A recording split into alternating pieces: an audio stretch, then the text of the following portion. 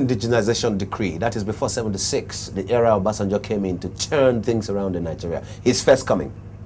Before the indigenization decree, music business in this part of the world had a two-pronged approach. At first, from the families, you know, in those days, some parents felt that those who attempted to do music were ne'er-do-wells. So they never ever gave one iota of opportunity to any child who said he wanted to play music. They always fought against them. So a few of those children were able to protest and break away from the cliche which was there. You must be a lawyer, you must be a doctor, you must be a judge, you must be an accountant, you must be a this and that. One of those, you know, regular so-called straight jobs. And the likes of Fela and the rest of them broke away from such cliche. And great ones like Rex Lawson, Osita Sadebe, January, E.T. Mensah,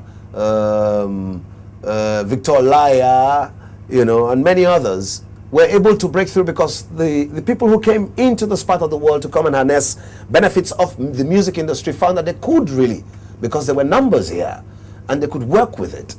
They structured the music industry in Nigeria in such a way that you had marketing units, you had distribution networks, you had artisan repertoire management, you had all these things structured. When the Obasanjo era came in, they just killed everything. They just damaged everything. They brought in this indigenization decree. They now took the recording companies off the hands of the foreigners who were handling this thing the right way. I must say that. And they gave it to these people, the Abiolas, them, and the rest who thought it was a pepper and tomatoes market, you know, so they could just trivialize the relevance of what music industry was all about. And generally, everything just crumbled. Everything we do, they want to turn around. Everything you touch, they say, nah, mago. They go shock your life. They go shock your left. They go shock you go for up.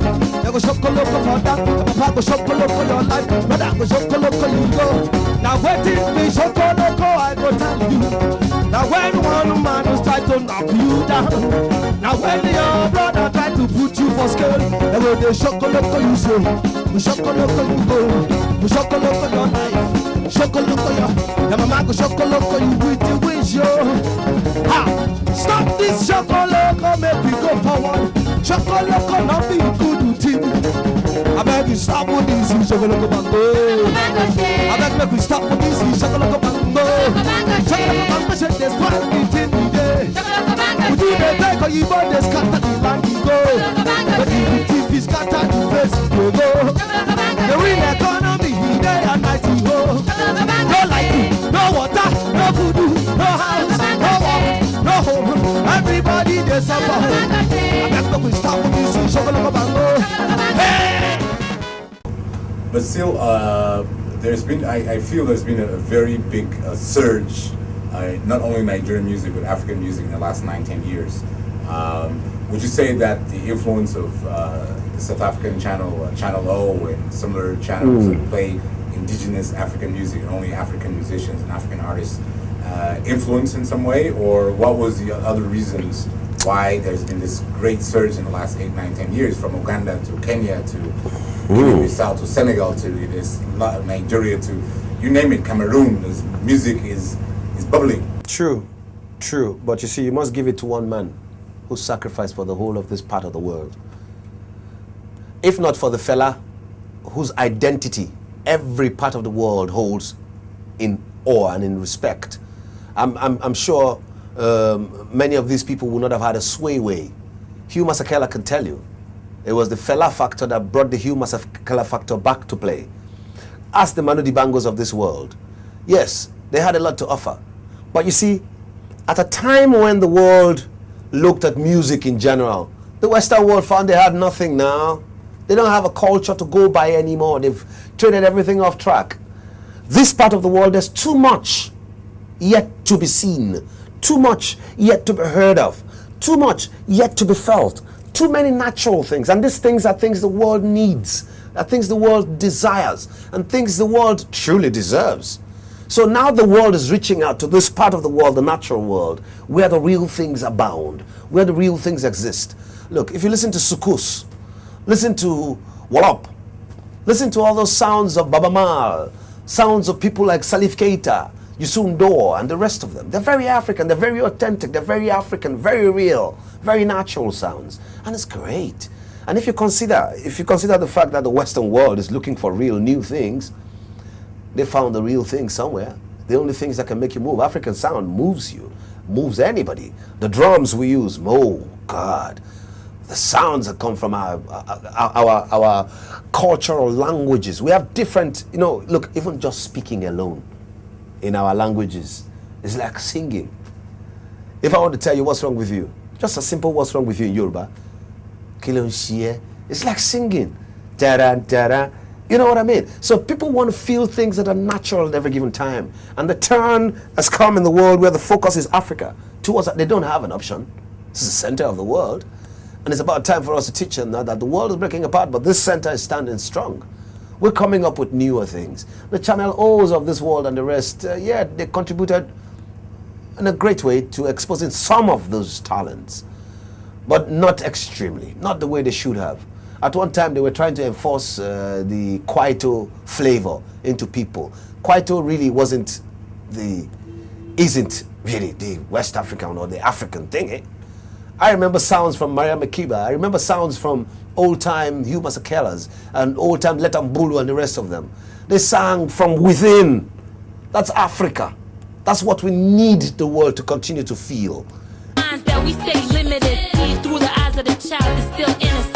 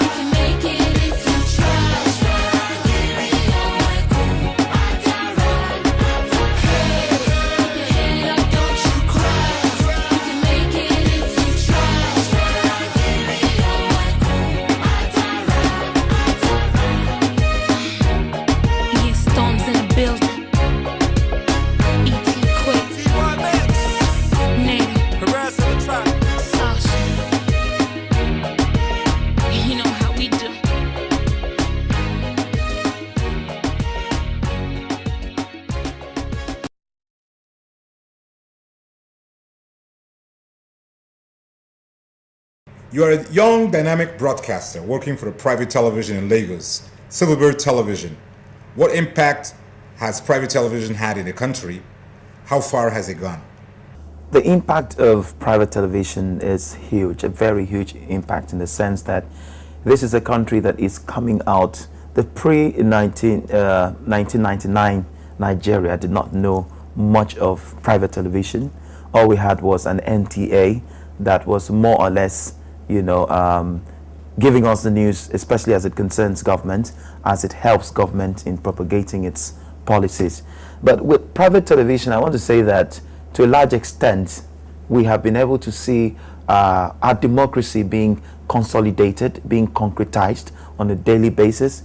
You have people who can come on TV and criticize government over policies that were probably not taken in their best interest. So private television in a democracy, it's just what we need. It's just what that one thing that would keep this country going from strength to strength as far as democratic rule is concerned. And let me also remind you that private television, especially when it comes to local content, private television has been able to open up new vistas, open up new horizons for young independent producers to grow, for young actors to grow. Soaps are, growing. We have, before this time, we had very few soap operas running on TV, but now private television has made that happen. And also, it's striving. I'm not saying we've gotten there yet, but private television is trying to create fun time TV for a typical Nigerian audience. What is this rush about, powerful, wealthy politicians or just very wealthy men and women setting up private media, even though most of them are not doing it well? You're in information. The person who controls the information is powerful. Yeah, the media is a very powerful tool. if I can capture the minds and the hearts of the people, then the battle is halfway won. Now, a lot of these people realize that while the rest of the world may perceive us as a corrupt nation, you can't buy everybody. That's the truth of the matter. If you're used to bulldozing your way through life and through things, there will come a point where you will meet an immobile object, and you'll have to deal with that. So rather than deal with that, if you have the wherewithal, what's a smart thing to do? Build your own media, control it. So I guess it's another weapon of warfare of theirs, owning their own media so they can control it and manage the world's perception of them. So it's just plain common sense. I gonna love you for the rest of my life. I gonna love you, you gonna love me. I gonna love you for the rest of my life. I gonna love you, you gonna love me. I gonna love you for the rest of my life. For the rest of my life. What has television impacted fashion? Yes, because we cannot rule out the fact that the advent of satellite television, a lot of people are watching fashion TVs. People are watching fashion shows in Johannesburg, in Paris, in everywhere around the world. So it brings a kind of consciousness that, okay, if these people can have a Joburg Fashion Week, we can have a Nigerian Fashion Week. And not just that, even on television, we have a Nigerian television fashion show, and people are coming up with indigenous designs, indigenous fabrics, and making suits from batik and all that. So Quite a lot of televisions on the air, many not doing it right. Why? Doing it right will entail doing hard work. Okay? And sad to say, but the reality of the situation is that the majority of us are not into hard work, because over the years, we've been told that fast and easy money is the right way to go. Oh, I have a TV station, watch it now, what's your problem? That's just it. Do you understand? But fortunately for us, we have people like Channels TV, Silverbird TV, and a few other stations who are doing it properly. And there will come a time, someone said this to me several years ago, and I didn't understand, but now I know. There will come a time when there will be a sifting. You know, we will separate the chaff from the wheat, and the difference will be clear. And if you cannot maintain at least a minimum level of excellence, you will fall by the wayside. I don't care how much money you have. It's just a matter of time. No poverty.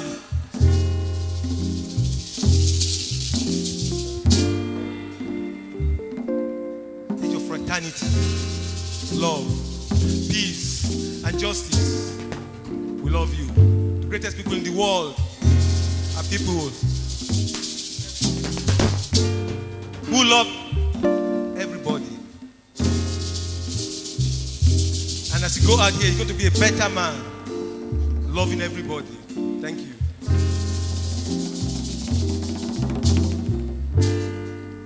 Age of telepathy, psychoanalysis.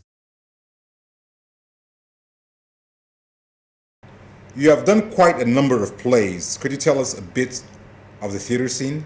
I think the theater scene is still not as recognized as it should be. And I think it's a culture that we desperately need, because theater culture as an actor, it trains an actor, it keeps you on your feet, it keeps your mind open and exposed to what you should do when you are faced with direct acting, and it gives you instant feedback. You know, so I think it's a culture that we haven't exactly looked into. It's a strong point for the building of an actor, basically, or a collaborative effort as far as all actors are concerned. So I think it's a culture that we should look more into. People should celebrate more stage plays. We should have sponsorship involved in that as well. And I think it will go a long way in making us a rich cultural, diverse people.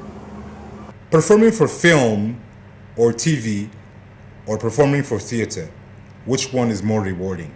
I would say stage is more rewarding because you get to be a better actor. You get to learn how to be a professional actor. You get to learn about elocution and how to speak right, how to be more vocal, how to be more expressive on stage, which helps you with the camera, which picks up everything. So I think acting on stage is more rewarding for an actor. Come on, come on. Now, yeah, come on, come on. It's like this now. Check it out. If you look back, we're talking about culture as if like, you know, the old ways was the right way. The old ways was the right way because the people of that time chose it to be a good example. Salvou a minha vida. Vai ser o novo feitor, no lugar daquele covarde que desertou na hora do perigo. Eu não quero ser feitor de escravo. Seu pai prometeu liberdade para todo homem que lutasse com bravura. Meu pai morreu. E sou eu quem manda aqui agora. Libertar os